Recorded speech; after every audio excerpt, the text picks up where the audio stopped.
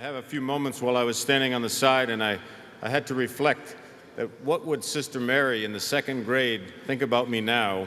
I guess she would be happy that all that discipline and a few of those 3 rulers paid off to bring me here today. But with that, I would ask once again for Ambassador Milady to come up and give us a little support.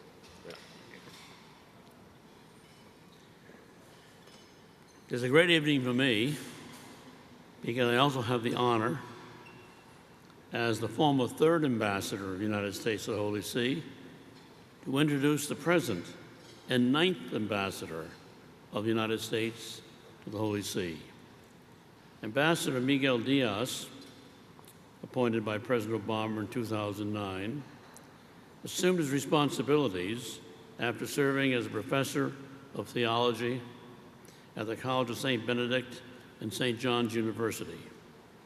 He's been recognized as a distinguished authority in the field of theology and also prominent as an expert in Catholic social teachings. Fluent in Italian, Spanish, and French, Ambassador Diaz also reads Greek, Latin, and German.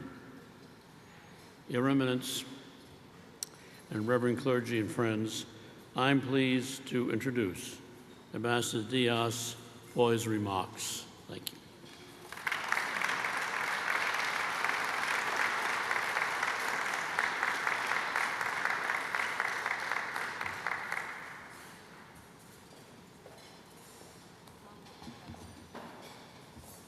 Present the National Museum of Catholic Art and Library, National Museum of Catholic Art and Library, National Leadership, Angel Leadership Award. Thank you. Thank you. Thank you.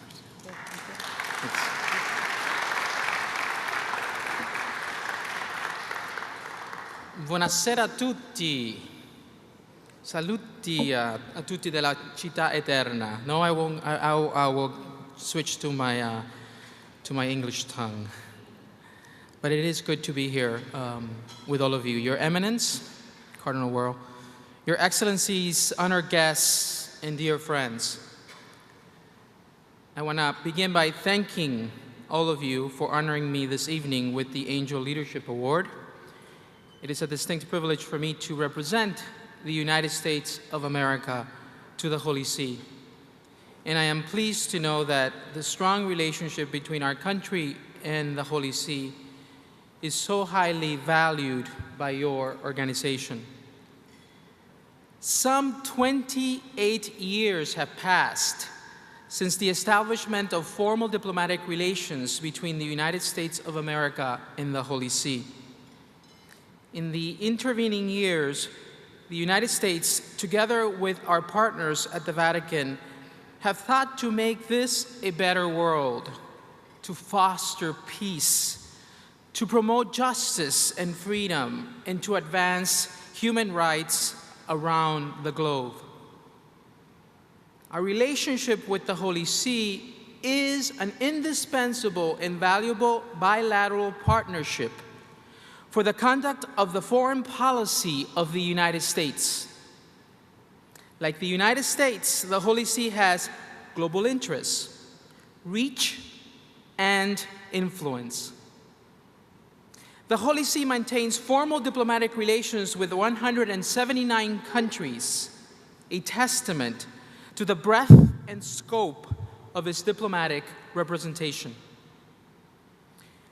By focusing on considerable policy convergences, we get a lot done. And we accomplish much in our shared interest of promoting peace, justice, and human rights. In promoting peace, we encourage what I called bridge building, which is interfaith dialogue to foster understanding and cooperation between people of different faiths. Religious leaders often speak in transcendental terms and proclaim absolute truths. Diplomats address ongoing worldly challenges and practice the art of compromise and negotiation.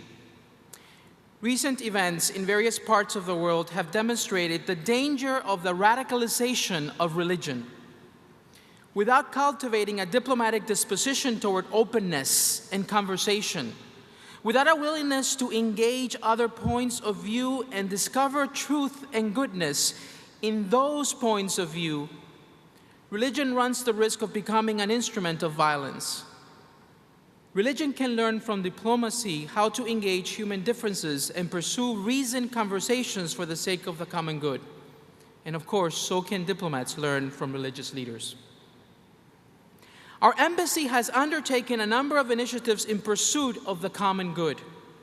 One of our recent initiatives brought together religious leaders and government representatives to discuss various issues related to the global experience of human migrations. The United Nations estimates that there are presently more than 190 million migrants in the world. This figure constitutes a startling 3% of the world's population. Put another way, 1 out of every 35 people on Earth is a migrant. And there are many reasons, of course, for this phenomenon: social, cultural, political, religious, gender, economic, and increasingly ecological factors. I consider the contemporary experience of people on the move and how it affects intercultural and interreligious relations throughout the world one of the greatest challenges of our time. I believe that by building bridges, by engaging with the Holy See and leaders of other religions, our mission has and can continue to promote constructive conversations in order to move the international community forward with respect to just and humane policies. In so doing, bridges will replace human fences. Our mission also recently hosted a conference on interfaith peacebuilding with prominent Christians, Jews, and Muslims. And it regularly engages the Holy See, a Council for Interreligious Dialogue. Further, we also support efforts of grassroots organizations that sow the seeds of tolerance, cooperation, and mutual respect. Especially during my tenure, I have focused on engaging work with university students. One of those groups is a group in Rondine in Italy that brings together young men and women from conflict areas of the world. Ensuring food security and providing health care to the most vulnerable populations are further priorities of U.S. foreign policy. We advocate for the treatment of diseases such as HIV/AIDS throughout partnerships with Catholic organizations, which, by the way, are responsible for 27% of care of all HIV/AIDS patients worldwide. 27%, the Catholic Church provides care worldwide. In 2010, our embassy facilitated a $10 million annual donation of medicines to Catholic healthcare agencies. We are committed to improving environmental protection. For example, we hosted a briefing for diplomats, religious orders, and Catholic non-governmental organizations to encourage participation by Catholic organizations in the Global Alliance for Clean Cookstoves. In addition, we sponsored a digital video conference on the environment between students at Pontifical Universities in Rome and Georgetown University here in Washington, D.C. We work to protect human rights, especially through the fight to end trafficking in persons. Historically, as many of you in this room know, Catholic religious orders have been at the forefront of the struggle against slavery, a tradition which continues today. Our embassy worked to fund an anti-trafficking training program for women religious, which has reached some 400 sisters in over 40 countries. We also recently hosted a conference on public-private partnerships in combating trafficking in persons, which brought together governmental, civil society, and private sector leaders to discuss potential synergies in preventing the scourge of trafficking.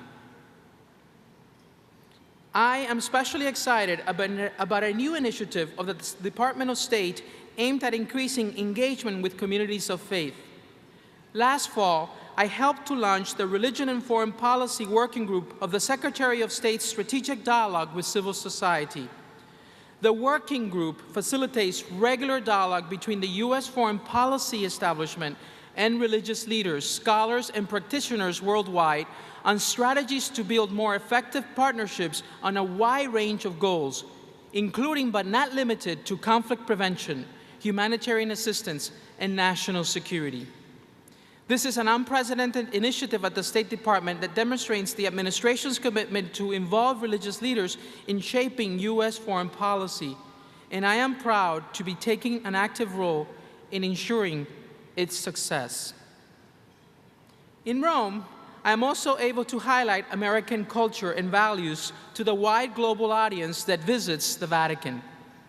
This fall, as all of you know, in honor of the canonization of the Blessed Marianne Kopi from Hawaii and Blessed Kateri Tekakwitha, our embassy has partnered with the Vatican Museums, the Diocese of Honolulu, and the Bureau of Catholic Indian Missions to host a public display of historic American Indian photography in a performance of Hawaiian dancers. Of course, Hawaiian and Native American cultures are just two examples of the great diversity that makes up our country. As President Obama has underscored, as Americans, we, quote, are shaped by every culture, drawn from every corner of the earth and dedicated to a simple concept, e pluribus unum, out of many, one. Inspired by this great American foundation, I prefer to think of our country as a beautiful mosaic, or perhaps a delicious paella, where each piece or ingredient cannot but be seen in relationship to another piece and serves as an indispensable contributor to the beauty and goodness of the whole. As an American who is the child of Cuban exiles, I am privileged to stand in solidarity with all of you and other Americans who hail from every corner of this world in representing this rich diversity to the Holy See. I would again like to thank you for this honor and for the recognition of all that our embassy does to promote cooperation in shared interests between the United States of America and the Holy See. So this evening, my friends, as we celebrate both Catholic art and American leadership, let us also acknowledge the nearly 3 decades of productive and meaningful partnership between the United States of America and the Holy See. Grazie mille.